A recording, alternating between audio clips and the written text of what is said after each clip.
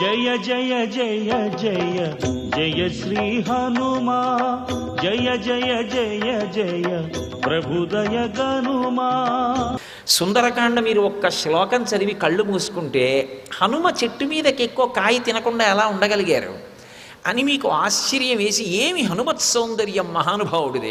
అందుకే ఆయన పాదాలు పట్టుకున్న, ఆయన పేరు చెప్పినా, ఇన్ని కీర్తించినా, స్తోత్రం చేసినా బుద్ధిర్బలం యశో ధైర్యం నిర్భయత్వమరోగత అజాడ్యం వాక్పటత్వంచ హనుమత్ స్మరణాత్ భవేత్. ఆయన్ని స్మరించినంత మాత్రం చేత అన్ని గుణములు కలుగుతాయి. అందున హనుమత్ స్మరణం అత్యంత అవసరం. ఎందుచేత అంటే జాతి జడత్వాన్ని పొందింది. జడత్వము అంటే ప్రతిస్పందించేటటువంటి శక్తిని కోల్పోవడం.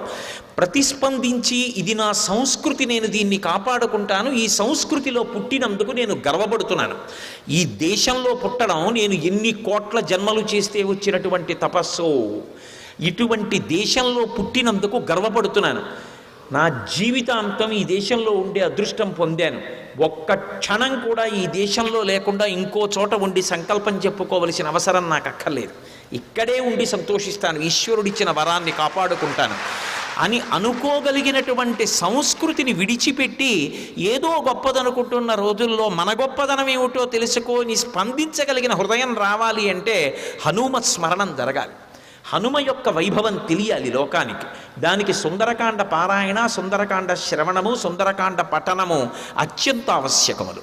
సంస్కృతిని నిలబెట్టగలిగినది ఏది అంటే శ్రీరామాయణమే. అందుకే మనుష్యుడుగా ఎంతకాలం బ్రతుకుతాడు అంటే రామాయణం బ్రతికున్నంతకాలమే.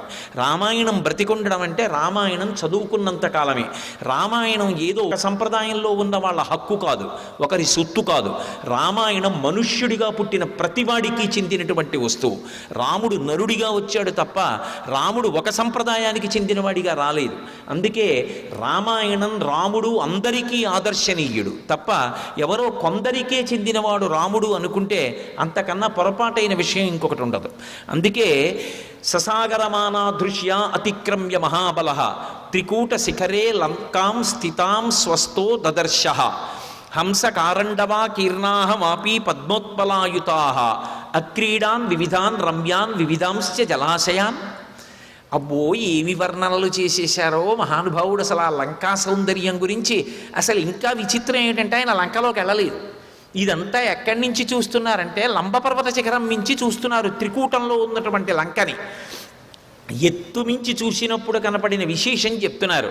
అక్కడ హంస కారండవాకీర్ణాహ వాపీ పద్మోత్పలాయుతా అక్రీడాన్ వివిధాన్ రమ్యాన్ వివిధాంశ్చ జలాశయాన్.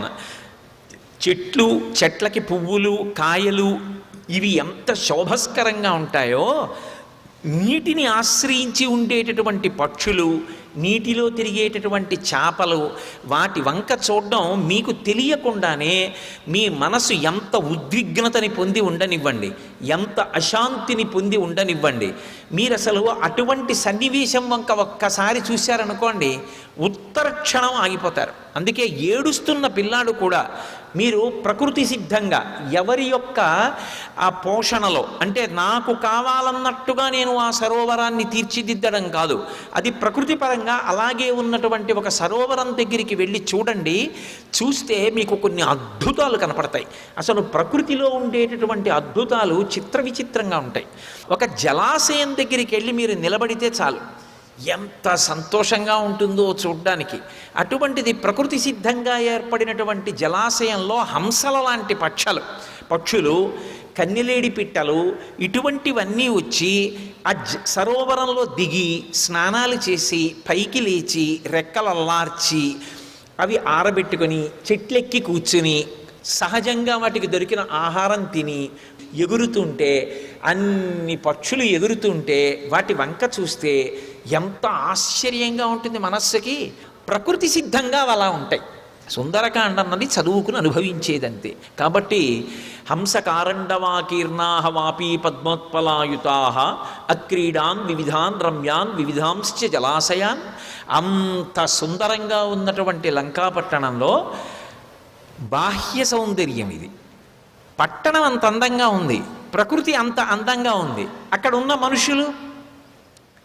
మనుష్యులు అంటే రాక్షసులు, వాళ్ళ మనసుల నిండా దుర్గుణాలే. వాళ్ళల్లో ఈ పక్షుల అందం కానీ చెట్టు అందం కానీ చెట్టు యొక్క పువ్వుల అందం కానీ అక్కడ జలాశయం అందం కానీ రాక్షసుల మనసులలో మాత్రం ఉండదు.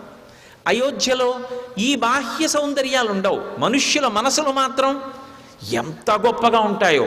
సర్వం శ్రీ ఉమామహేశ్వర పరబ్రహ్మార్పణమస్తు. స్వస్తి.